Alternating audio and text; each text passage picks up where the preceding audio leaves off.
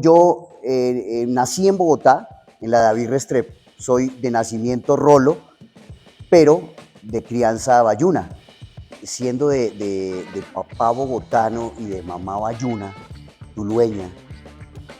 Mi mamá se llama Blanca Victoria Arcila, mi papá se llama Eduardo Guerrero. Muy pequeño me llevan para Cali. Me acuerdo mucho que llegamos a la casa de la abuela a vivir en Buga. En Buga empiezo a estudiar mis primeros años de colegio, en un colegio, creo que era un colegio distrital. Cuando llego a vivir a Buga, de la mano de mi abuela Josefina Arcila, que fue como la matriarca de toda nuestra familia, una familia de 7 hijos, 6 varones y 2 mujeres, entre ellas mi mamá, Blanca Victoria.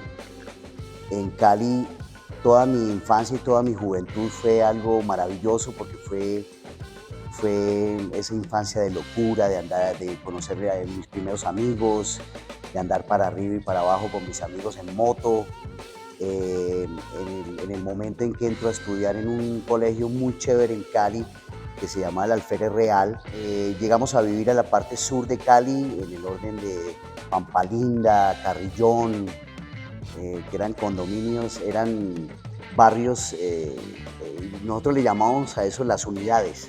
Aprendí a ser caleño, más que rolos de nacimiento. Me crié en el valle y me considero un caleño más.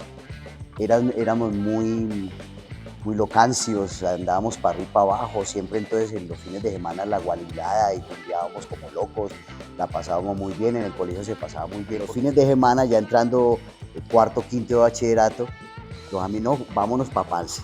Entonces el parche era irse para Pance a tomar cervecita o a pasarla bacano allá, a solearse con las amigas y los amigos. Siempre en el colegio fui muy inquieto con el orden del taller literario, ¿no? Entonces en el taller de literario habían clases de teatro y había montajes de obras de teatro en el contexto histórico, ¿no? Entonces vamos a montar la obra de Cristóbal Colón. Y el primero que siempre levantaba la mano era yo, porque me gustaba la recocha y me gusta. Siempre fui muy recochero en el colegio. Me gustaba compartir con la gente, hacerlos reír. Llegué a ser cansón un poco intenso en el salón, de los que tiraba tiza a los profesores, en fin. Estando en el terminando quinto de bachillerato, una amiga mía, Inés Guerrero, me llama una tarde y me dice: mira, David, están haciendo una prueba para una película. Yo no le paré muchas bolas al asunto, pero ya tipo 4:30, 5 de la tarde, yo dije, tenía la dirección ahí, coincidencialmente al lado de la Beneficencia del Valle, estaba la oficina de producciones visuales, como se llamó la empresa, en la que arrancó Carlos Mayolo, con todo ese gran grupo de gente, las Igualeab, la hermana, Marcela Vázquez y las hermanas, María Vázquez, todas ellas, empezaron con este movimiento del cine caleño. Entonces yo dije, me voy para esa oficina a ver qué es lo que pasa con el bendito casting. Yo tenía en ese momento 18 años, estaba muy sardino, y efectivamente me hacen las pruebas para esta gran película que se llamó Carne tu carne, en la que se ve inmiscuido todo ese contexto y todo ese tema del incesto, de la historia pasada de las familias bayunas. Yo en primera instancia, por la edad que tenía, no lo visualizaba de esa manera. Ya cuando leo el guión y empiezo a entender un poco el carretazo de que es que me dice Adriana a mí en algún momento en los ensayos, me dice, ¿cómo así que es que mi abuelo fue amante de la hermana? Y entonces yo la miraba y le decía, pues está como raro, ¿no? ¿Qué vamos a hacer aquí? Espérate, y le damos más. Yo cuento la historia, al man le gusta como mi carreta, pero imagínate, termino siendo protagonista de un largometraje colombiano, con ese parche maravilloso de Cali que era el parche de Carlos Mayolo. Pues obviamente me abrió la mente a otras proyecciones diferentes, a otra clase de vida diferente. Me enamoré del cine y aquí estoy. Fue muy mágico, realmente fue una cosa muy mágica. Estuvimos casi 5 meses ensayando, escena por escena, esos encuentros con la medio hermana que llegaba de los Estados Unidos después de la explosión de los camiones en el barrio obrero. donde se destruyen una cantidad de manzanas y entra una tragedia así terrible. Realmente la gente que ha visto la película y entiende el argumento puntual de Carne de tu carne, pues se da cuenta que es una película muy bien pensada, es una historia maravillosa de fantasía, de terror, de mitología de aquella época con los abuelos.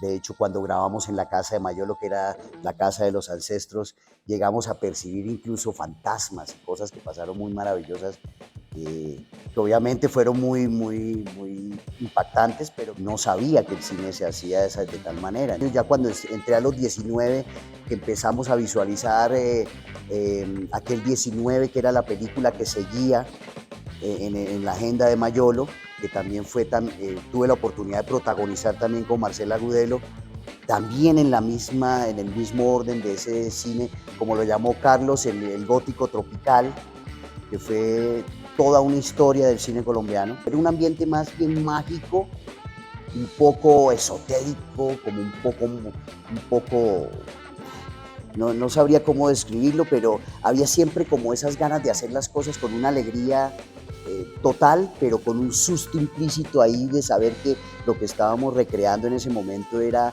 casi un pecado, era un tabú para la sociedad en ese momento de la historia. Me acuerdo mucho que Liuba, como productora, siempre fue una persona muy amable, muy querida, siempre estaba muy pendiente de los actores y sobre todo el espíritu de Carlos, que siempre fue un hombre muy inquieto en el orden de darle a esos actores, particularmente a Adriana y a mí, los elementos, las herramientas para crear unos personajes maravillosos, unos personajes que realmente cuando tú los ves en la película son muy mágicos. En una locación, vi a la carretera al mar, vía Buenaventura, en el Saladito, que eran casas fincas muy mágicas, tenían un ambiente muy particular, ¿no? Carlos siempre le decía a uno, por ahí es, hacete loquito, así, llévalo por ese lado, que es como vos estás sintiendo que está pasando. Si ves que tu tío abuelo se murió, pues la sensación de saber que el tío Enrique en ese momento estiró la pata, y además él era muy escueto para hablar, entonces siempre hablaba muy bayuno, obviamente. Entonces uno a los 18 años, sin haber tenido mayores experiencias pues a ese nivel sentimental, emocional, pues uno se llenaba de muchos argumentos. Él siempre le daba a uno una directriz muy humana, muy real, muy jovial de lo que significaba interpretar estos dos personajes, Andrés Alfonso y Margaret, que fueron los protagonistas de este film maravilloso. Entonces, puntualmente la información de Mayolo fue: sentite el personaje, vivilo, entrar en esa mística y esa magia de saber que Andrés Alfonso, en este momento, después de esa gran tragedia, es el que está llevando el hilo conductor de una historia con su medio hermana que llega a los Estados Unidos, y el cometido final es convertirse en esos vampiros eternos. Particularmente en aquel 19, fue muy emotiva la historia desde el punto de vista de que era el amor de barriada, de la niña que era hija del policía del barrio, que era un tirano, una niña muy hermosa que en determinado momento con sus amigos de barrio van al río Pance a divertirse de una manera muy sana, y empezar a encontrar todas estas vivencias, de ir a un billar a jugar con los amigos, a tomar algo de cerveza, un parche muy sano, por decirlo así. Yo no conocía la barriada del barrio obrero, que era gente humilde, por decirlo así, que tenía otras vivencias. Esta gente tenía una vivencia mucho más fuerte respecto a todo los cautivaba de una manera mucho más emocional. Ese Romeo y Julieta que creó Mayolo fue algo fantástico. Aquel 19 fue una locura. Además que lo vivimos de una manera muy particular, en carne propia. Era un acercamiento no solamente al cine, sino en el hecho de crear unos personajes que estaban realmente viviendo esa realidad de una manera descarnada. Hubo muchas escenas en las que nos costó mucho trabajo en el orden de, por ejemplo, esos primeros desnudos que no se habían visto, no se conocían en el cine ni en la televisión, y sentir esa cercanía, esa complicidad con una actriz profesional también, porque en ese momento Marcela era una niña también. Yo terminé de hacer Carne de tu carne, yo tuve un accidente muy complicado en una moto. Con la plata de esa película yo me compré una moto. Y estando en el colegio, estudiando allá en el sur de Cali en un colegio, yo cojo esa moto y un día me voy por allá para el norte a hacer una vuelta que no es una cuestión que estábamos haciendo de cine y entonces a la pelada se le había quedado el guión allá en la casa y en fin. Yo me voy a recoger el tal libreto y tenga que me estampo contra un camión por allá en la 44, allá en Prados del Norte. Y eso fue como un año, yo acostado en una cama, tirado con medio cuerpo partido. Claro, las peladas sí decían, ay, vos hiciste tal película, yo me vi tu película, que no sé qué, y los amigos, ay, este man, no, pues ahora qué haremos con el actor, pues, la estrella. Y me bataneaban mucho y me jodían mucho, ¿ves? Nunca lo utilicé como un argumento de decir, ay, no, ahora yo soy entonces famoso y tal. No, yo siempre he sido muy fresco, he sido como decimos muchas veces en el valle, de lavar y planchar. Claro, ya cuando maduramos un poquito más, entonces la rumba era Le Bouquet, este sitio que quedaba, bueno, el Le Bouquet era ahí en el edificio en Banaco, pero empezaron a crearse otros sitios diferentes en el orden de los compadres, al noroccidente de Cali, creo, eh, y otros cuantos sitios. Después los Ledesma montan Le Privé, que era también en la parte de arriba de Belalcázar, y sitios de rumba maravillosos, porque como siempre dijimos en Cali, la mejor música y la música internacional llegaba primero a Cali, ¿oíste? De Miami directo a Cali. Entonces era una rumba del carajo. Terminando La Mansión de Araucaima, que fue otra obra también maravillosa de Carlos, Liuba en algún momento me dice, éramos muy amigos, con Liuba fuimos muy parceros, me decían, no te preocupes, vos apenas termines esta película, te vas para Bogotá, que vos ya allá estás planillado. Y efectivamente, llego yo aquí, se había hecho como alguna conversación con Pepe Sánchez, que en paz descanse, con una obra que comenzó en esa época con el formato de las series de televisión, algo que se llamó Vivir la Vida. Fue una experiencia también muy bacana porque, claro, no conocía la dinámica de la televisión, que era mucho más rápida. En la vía hay un trancón, todos tienen que parar. En la vía hay un trancón, todos tienen que parar. Claro, llega Consuelo Rojas, creo que trabaja con McCann Erickson. Baby, estás para un comercial de Coca-Cola.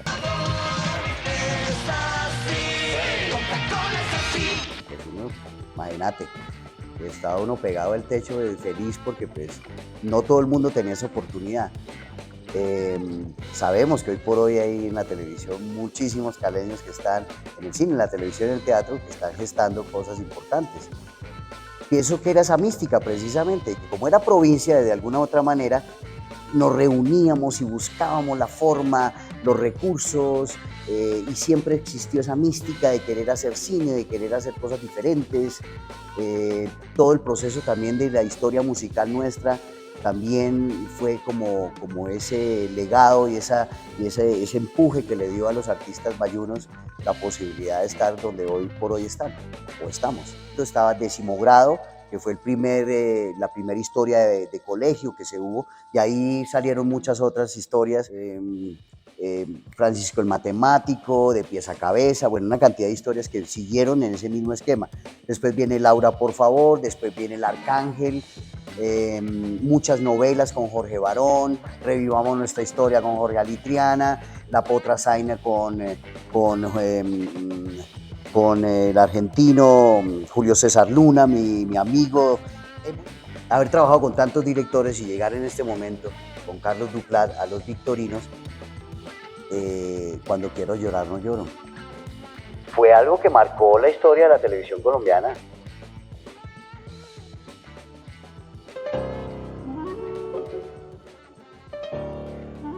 Haber tipificado ese cuento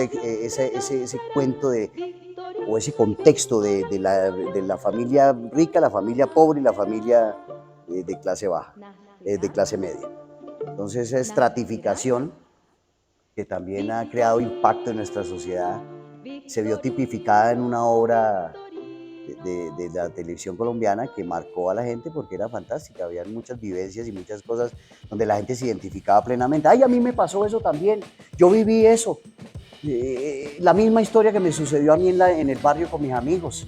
Hoy tuve la oportunidad de hace unos años, en el 2018, por injerencia de Ramiro Meneses, estaban haciendo la versión internacional de Victorinos. Y Ramiro me invita a participar en un personaje de reparto. De ahí arranco a hacer como nuevas cositas. Conozco a Lilo Valencia, mi manager. Me da la oportunidad de estar con Netflix en la tercera temporada de Narcos. Hago un papel muy cortico, pero muy contundente, muy significativo. Con el tiempo entro a La Gloria de Lucho. Después, terminando La Gloria de Lucho, Ramiro también vuelve y me invita, por injerencia de él, a hacer una presentación con el director del Bronx. Llego al Bronx, termino de hacer el Bronx. El año pasado estuvimos con RCN en Te la dedico, la obra musical que hicimos con Pipe Bueno y Diana Hoyos, que fue también una novela muy bonita. Y durante todo el tiempo he estado también en la pedagogía, he trabajado con varias escuelas aquí en Bogotá, en el orden de trabajar con chicos en los talleres de actuación. Siempre he trabajado mucho en el arte, montajes de teatro, me gusta mucho la fotografía, la música. Cuando tú tienes un sueño y tratas de seguirlo, tratas de buscarlo, en algún momento, de la manera más fortuita, como me sucedió muchas veces a mí, llegará el momento en que encuentres la oportunidad. Pero se trata de buscar, se trata de interesarse en muchos procesos socioculturales que incluso el distrito, las alcaldías, las gobernaciones tienen programas puntuales donde la gente puede llegar a aplicar para entrar a hacer toda esta clase de entrenamientos, de escuela. Es cuestión de averiguar. Hoy por hoy tenemos una posibilidad maravillosa que es la tecnología, de podernos entrar a un internet, a una búsqueda para encontrar dónde nos pueden de pronto dar oportunidad, incluso gratuita, de formarnos, de aplicar en estas vides, en estas disciplinas. Yo le diría a los chicos que sean insistentes, que nunca se rindan, que le insistan a sus padres de que les den la oportunidad y les ayuden a buscar la oportunidad de las maneras como les acabo de indicar, de pronto en la internet, de pronto los programas socioculturales que tienen las mismas alcaldías, las localidades, las gobernaciones y asimismo los programas gubernamentales. Ser bayuno significa muchas cosas. Significa tener una mística, una forma de ser totalmente diferente, yo diría que a cualquier parte del país. Paisas tienen también su idiosincrasia y su forma de ser, pero los bayunos siempre, y lo he admirado mucho, lo he querido mucho, somos personas como muy tranquilas, somos muy amables, somos personas que en medio de esa compinchería somos buenos amigos, somos leales. Y eso a mí me dio realmente unos valores muy puntuales después de muchos años de trasegar y de casi estar viviendo en Bogotá 40 años de mi vida.